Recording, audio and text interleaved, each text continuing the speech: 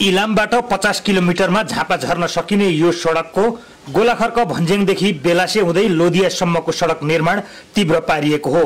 निर्माण कार्यमा देखिएको ढिलाइसँगै पर्याप्त बजेट समेत निकासा नहुँदा आयोजना कहिले पूरा हुने हो भन्ने अन्यलमा रहेका इलामे नागरिक पछिल्लो समयमा कामले गति लिएसँगै खुसी देखिएका छन्।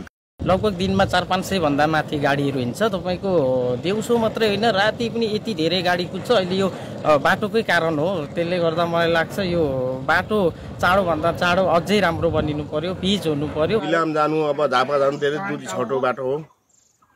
पहिलो नम्बरमा अब यहाँ पुल बनिनु पर्यो, पुल पनि बनिन्छ भन्दैछन् हैन। यो भन्दा अलि छिटो विकास भइदिए हामीलाई अलिकति सहज हुने थियो हैन। सदरमुकाम नजिकै भए पनि यहाँबाट हामी आधा घण्टा 1 घण्टा लाग्छ अहिले पुग्नलाई। अब पिच भयो भने हामीलाई 20 मिनेटमा हामी पुग्न सक्छौं।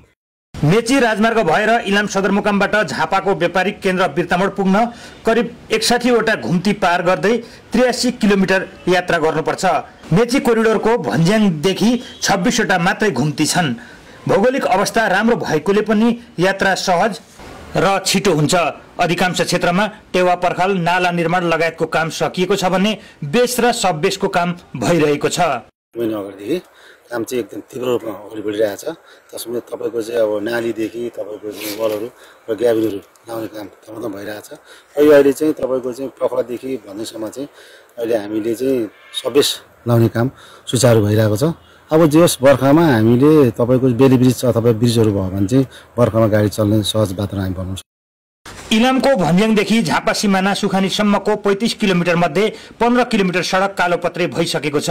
बाँकी 17 किलोमिटर मध्ये 14 किलोमिटरमा ठेक्का लागेर काम भइरहेको हो भने बाँकी रहेको 3 किलोमिटरमा ठेक्का लगाउने काम अन्तिम चरणमा रहेको सडक डिभिजन कार्यालय इलामले जनाएको छ।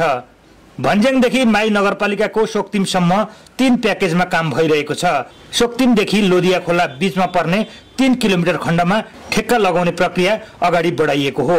हालको अवस्था हेर्ने भने माई खोला भन्दा पारिपट्टिको सेक्सनमा अब अहिले सबबेसको काम भइरहेछ। यतापट्टि वारीपट्टिकोमा चाहिँ प्लमवालको काम, नालीको काम र रिजिड पेमेन्टको ढङ्गको कामहरू चाहिँ भइरहेछ। अहिलेको अवस्था हेर्ने भने लगभग भन्ज्याङदेखि बेलासेसम्मको सडक लगभग 45% भन्दा माथि भौतिक प्रगति पुगेको छ। काम भइरहेछ। पछिल्लो मेजरमेन्ट हामीले लिनु भएको छैन।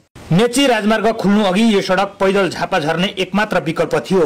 नेपालकै होचो भूभाग केचना कवलदेखि विश्वको तेस्रो अग्लो हिमाल कञ्चनजङ्घा फेदी जोड्ने यो सडकको दूरी 190 किलोमिटर छ। इलाम, झापा, पाँचथर र ताप्लेजुङका बासिन्दालाई प्रत्यक्ष लाभ पुग्ने यो सडक निर्माण कार्य चाँडो पूरा भए आवागमन सहज हुनुका साथै यस क्षेत्रको आर्थिक गतिविधिमा पनि सुधार आउनेछ। कान्तिपुर समाचारका लागि विप्लव भट्टराई, इलाम।